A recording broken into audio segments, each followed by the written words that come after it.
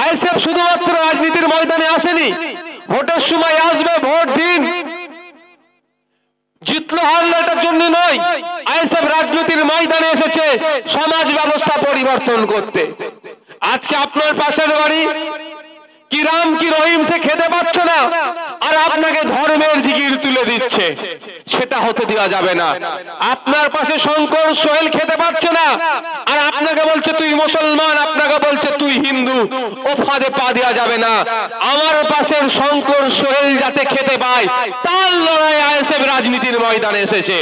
আমার পাশের বাড়ির দুর্গা ফাতেমা খেতে পাচ্ছে না, আর আমাকে হিন্দু মুসলমানের রাজনীতি করার জন্য আমাকে এগিয়ে দিচ্ছে, হতে দেওয়া যাবে না। জানেন, বেশ কিছু জায়গার মানুষ সাড়া দিয়েছিল, অনেক জায়গায় তো ভোট হতে দেয়নি বা গণনা করতে দেয়নি বলে আমাদের রেজাল্ট খারাপ হয়েছে। তো আগামী দিনে রেজাল্ট আশা করছি ভালো হবে। তারপরেও বলবো, আমাদের প্রতি যারা ভরসা রেখে আমাদেরকে ভোট দিয়েছেন তাদেরকে ধন্যবাদ জানাই।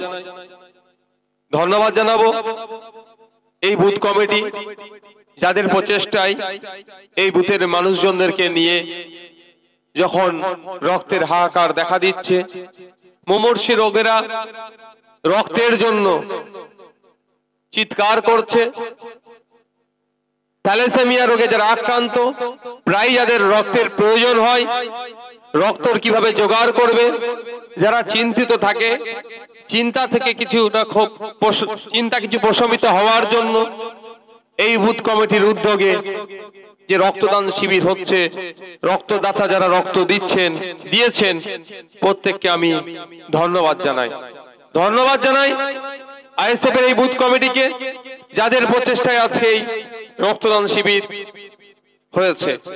আরো ধন্যবাদ জানাই দর্শকের আসনে বসে থাকা, দাঁড়িয়ে থাকা যে সমস্ত অগণিত মানুষ এসেছেন, আপনাদের মূল্যবান সময়কে উপেক্ষা করেও আমাদের এই রক্তদান শিবির সাথে সাথে সবার সফলতা উচ্চ শিখরে পৌঁছাতে সহযোগিতা করেছেন। ধন্যবাদ জানাই মিডিয়ার বন্ধুরা, মিনিস্ট্রিম থেকে শুরু করে ডিজিটাল প্ল্যাটফর্মে যারা কাজ করছেন, আমাদের কার্যকলাপ, আমাদের চিন্তা ভাবনা,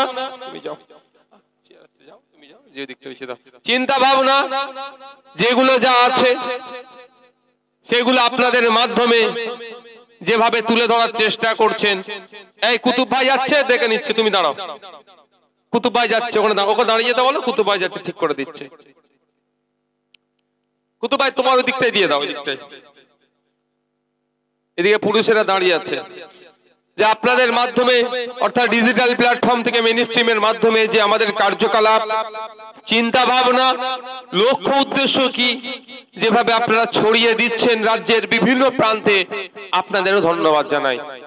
পরিশেষে ধন্যবাদ জানাবো প্রশাসনের বন্ধুদেরকে, যাদের প্রচেষ্টায় আজকে রক্তদান শিবির সুষ্ঠুভাবে সম্পূর্ণ হতে চলেছে। বন্ধুগণ, মফস্বল এলাকায় রক্তদান শিবির হচ্ছে, রক্তদাতারা আসছেন, রক্ত দিচ্ছেন। আমরা যেটা সব সময় জানি বা হয়ে আসছে, রক্তদান মানে জীবনদান, রক্তদান মানে প্রাণদান, রক্তদানের মাধ্যমে অন্যের প্রাণ বাঁচবে, এ কথা এতদিন শুনে এসেছি, বা সেটাও আমরা বাস্তব জীবনে প্রয়োগ করার চেষ্টা করেছি। কিন্তু বন্ধুগণ, আপনাদের জানতে হবে, যারা উপস্থিত আছেন এখানে, আপনারা জানতে হবে রক্তদানের মাধ্যমে যেমন অন্যের প্রাণ বাঁচতে পারে, অন্যের জীবন বাঁচতে পারে, থ্যালাসেমিয়া রোগে যারা আক্রান্ত তাদের যে প্রায় রক্তের প্রয়োজন হয়, সেই ঘাটতি কিছুটা হলেও পূরণ করা যায়। ঠিক একইভাবে মেডিকেল সায়েন্স বলছে, নিয়মিত রক্তদান করলে যে রক্তদান করবে তার শরীর সুস্থ থাকবে, মারাত্মক বেশ কিছু ব্যাধি থেকে সে মুক্ত থাকতে পারে। কোন পুরুষের ক্ষেত্রে প্রতি 90 দিন ছাড়া ছাড়া, কোন মহিলার ক্ষেত্রে 120 দিন ছাড়া ছাড়া যদি নিয়মিত রক্তদান করে, মেডিকেল সায়েন্স বলছে ক্যান্সার, স্ট্রোকের মতো এই বড় বড় রোগ থেকেও সেই মুক্তি পেতে পারে। পৃথিবীর 5টা ভয়ঙ্কর রোগের মধ্যে ক্যান্সার রোগও আছেন, আর স্ট্রোকেরও এখন রোগের সংখ্যা বিশাল ভাবে বেড়ে গিয়েছে। এর থেকে পরিত্রাণ পেতে গেলে, এর থেকে মুক্তি পেতে গেলে মেডিকেল সায়েন্স বলছে সহজেই মুক্তি পরিত্রাণ পাওয়া যেতে পারে, যেটা হচ্ছে পুরুষের ক্ষেত্রে প্রতি 90 দিন ছাড়া, মহিলার ক্ষেত্রে প্রতি 100 দিন 120 দিন ছাড়া যদি আপনারা নিয়মিত রক্তদান করেন তাহলে ক্যান্সার রোগের সম্ভাবনা অনেক কমে যায় এবং স্ট্রোকের রোগে আক্রান্তের সম্ভাবনা অনেক কমে যায়।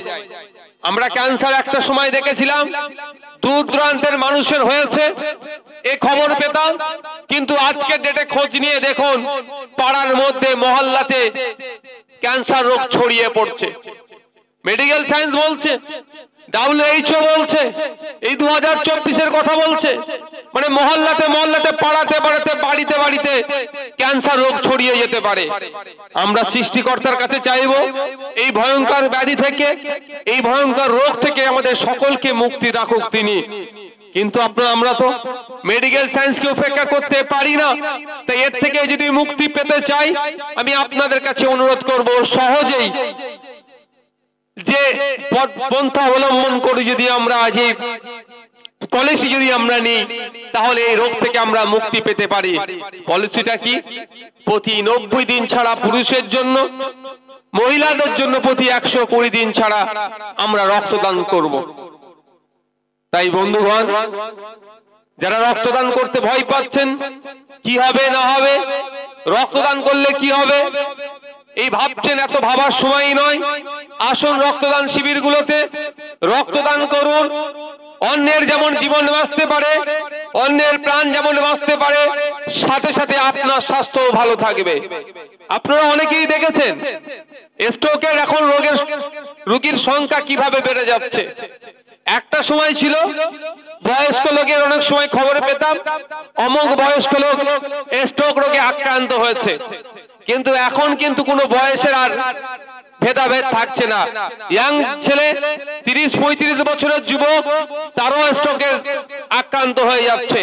একটু তথ্য তুলে দেখবেন, স্ট্রোকের রোগে যারা আক্রান্ত হচ্ছে অনেকে তো মারা যাচ্ছে, কিন্তু যারা বেঁচে থাকছে এই বেঁচে থাকার প্রায় 70% কিন্তু শারীরিকভাবে আর সক্ষম থাকছে না, সে কাজ করার মতো আর সক্ষম থাকছে না, তারা অক্ষম হয়ে যাচ্ছে। তাই বন্ধুগণ, স্বাস্থ্যের কথা ভেবে, আপনার নিজের স্বাস্থ্যের কথা ভেবে রক্তদানের মাধ্যমে যে ঐক্যের বার্তা যায়, সৌহার্দ্যের বার্তা যায়, সম্প্রীতির বার্তা যায়, চার কথা ভেবে আসুন এগিয়ে আসুন, রক্তদান করুন। অন্যের জীবন যেমন বাঁচবে আপনার স্বাস্থ্য ভালো থাকবে। কিন্তু দুঃখের বিষয় আজকাল একটা জিনিস লক্ষ্য করা যাচ্ছে, রক্তদান শিবিরের মধ্যেও আমরা ওরার এই যে ক্লাসিফিকেশন হয়ে যাচ্ছে, এই যে ভেদাভেদ তৈরি হয়ে যাচ্ছে, এটা মোটেও কাম্য নয়।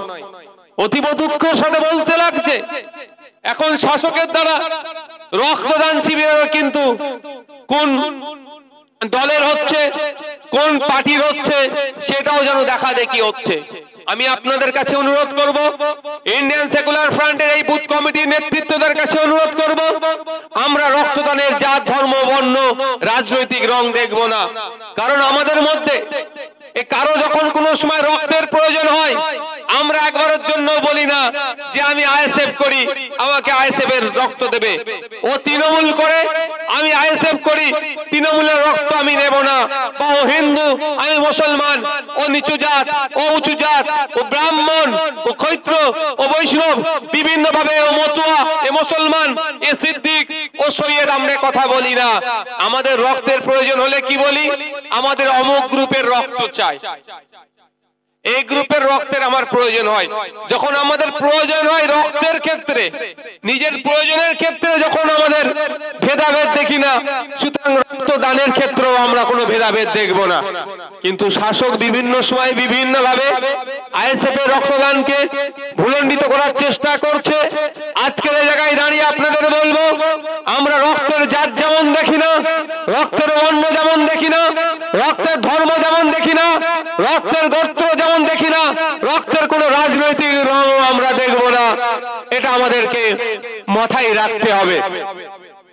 বন্ধুগণ, যারা রক্ত নিয়ে নোংরা রাজনীতি করার চেষ্টা করছে, রক্তদান শিবির নিয়ে যারা নোংরা রাজনীতি করার চেষ্টা করছে, তাদেরকে আমরা গণতান্ত্রিক প্রক্রিয়াতে প্রতিহত করব, অর্থাৎ ভোটের মাধ্যমে তাদেরকে আমরা পরাস্ত করব।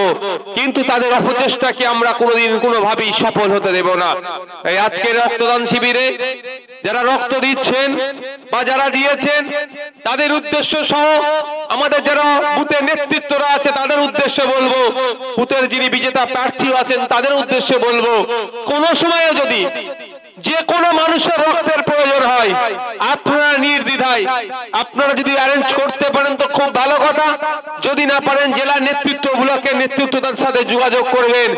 নির্দ্বিধায় সে কোন পার্টি করে, কোন ধর্মের মানুষ, কোন জাতের মানুষ দেখার দরকার নাই। সে আমাকে তার প্রয়োজনের কথা বলেছে, আমাদের আই সাহেবের কাজ হবে তার পাশে থেকে তার প্রয়োজনকে সমস্যাকে সমাধান করে দেওয়া।